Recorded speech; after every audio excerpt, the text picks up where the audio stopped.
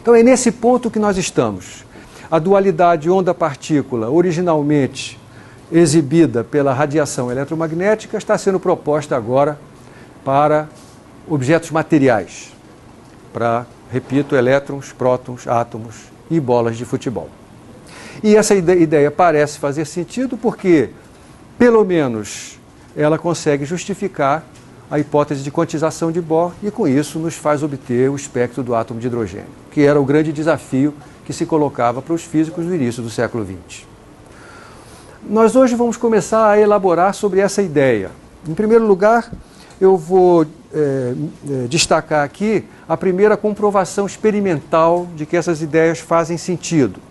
Lembre, essas ideias foram propostas por de Broglie lá pelo ano 1923, 1924, cerca de 10, 11 anos depois da publicação do modelo de Bohr. Pouco tempo depois, cerca de 3 anos depois, foi feita pela primeira vez uma experiência que evidenciou o caráter ondulatório de uma partícula material.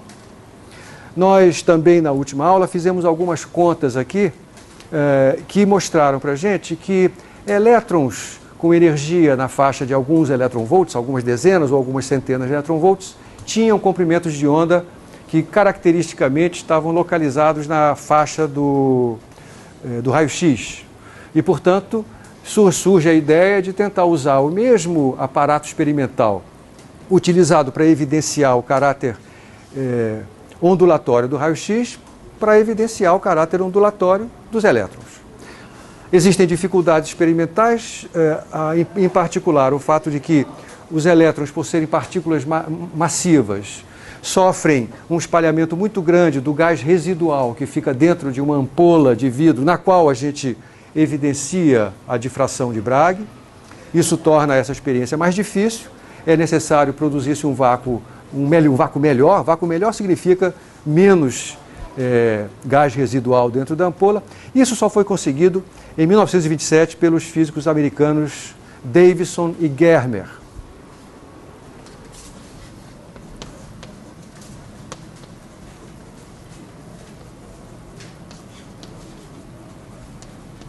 Eles observam a figura de difração que é a assinatura de um fenômeno ondulatório. Nesse momento, estamos então convencidos de que a hipótese de de Broglie tem um significado concreto. E, de fato, partículas materiais mostram, em certas circunstâncias, um comportamento ondulatório. Nesse momento, cabe a pergunta, mas o que é que está ondulando?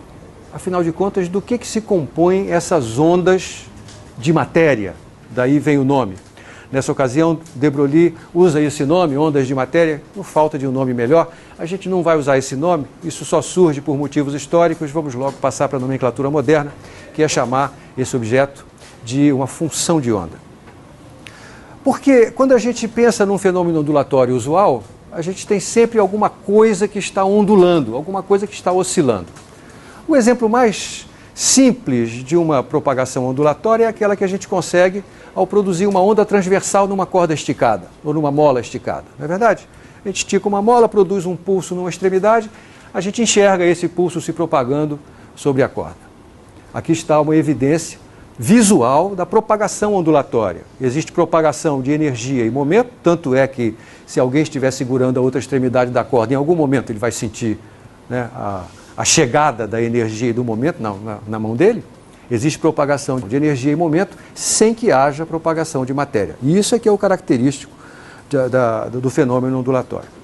Nós descrevemos a propagação de onda sobre uma corda esticada, nós descrevemos o movimento de uma corda vibrante utilizando uma função de onda. Essa função de onda nada mais é do que a deformação transversal sofrida por cada ponto da corda em cada instante t.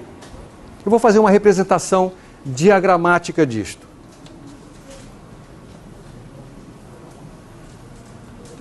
Aqui está uma corda esticada, a representação de uma corda esticada. Eu produzi um pulso numa das extremidades da corda. Eu vou representar matematicamente o objeto onda se propagando me utilizando de um objeto matemático que eu vou chamar de função de onda, para que você se acostume com essa nomenclatura. A função de onda é uma função que depende da coordenada sobre a corda, então a corda está esticada na direção x. Eu escolho uma origem sobre essa direção e, portanto, eu posso associar cada ponto da corda na sua posição de equilíbrio a um valor da coordenada x. Quando esse pulso, essa onda, se propaga sobre a corda, cada ponto dessa corda vai sofrer um deslocamento transversal em algum instante. Então, y de x e t diz para mim qual é o deslocamento transversal sofrido pelo ponto de coordenada x no instante t. No momento representado na fotografia desenhado aqui no quadro, y de x e t, para esse instante, num ponto x, onde eu estou apontando com o dedo, é zero. Certo? Mas, neste outro ponto, não é zero. Tá bom? X não é função do tempo. X rotula a posição do ponto da corda na situação de equilíbrio. Então, por exemplo, este ponto aqui, ele vai executar, ao longo da passagem desse pulso, um deslocamento transversal. A posição x desse ponto, a coordenada x da posição desse ponto nunca vai se alterar. Portanto, x serve para rotular a posição desse ponto. Certo? Então, y de x e t é a função de onda associada à propagação de ondas sobre a corda. Então, tem um objeto material que suporta a propagação da onda, que é a corda, e nós temos um objeto matemático que descreve essa propagação. É o deslocamento. Né? Se eu falar agora da propagação de ondas sonoras, como aquela que você está recebendo nesse instante. A propagação de onda sonora vai ser representada por uma função de onda que exprime de que maneira a pressão em cada ponto do espaço e em cada instante se comporta.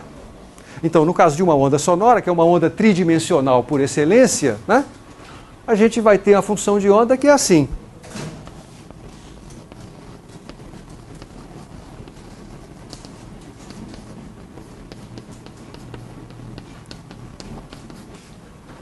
A pressão no ponto de coordenadas x, y e z no instante t.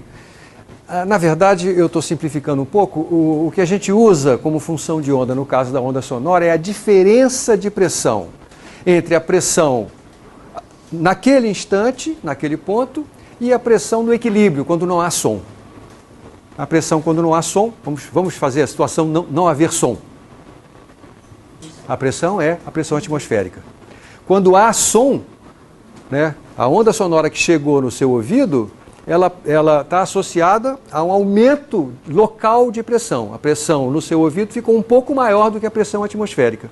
Se eu fizer a diferença entre a pressão absoluta no seu ouvido e a pressão atmosférica, essa diferença de pressão é que está associada à propagação da onda sonora.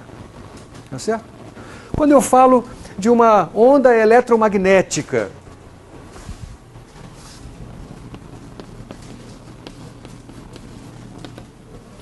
qual é a função de onda que está associada classicamente à propagação de uma onda eletromagnética?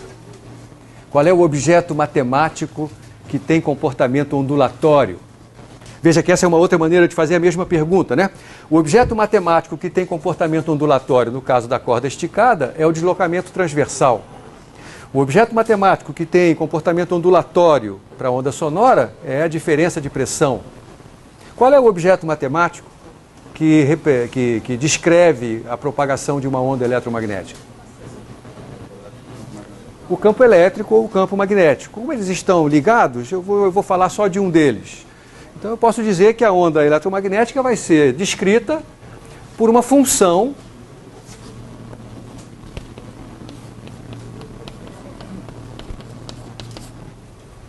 é um vetor de x, y, z e t. Tá certo? Então essas são as funções de onda às quais a gente está acostumado. Essas funções de onda obedecem a equações dinâmicas, a equações de movimento. Não é? Eu não vou aqui me deter nas equações de movimento satisfeitas por cada uma delas.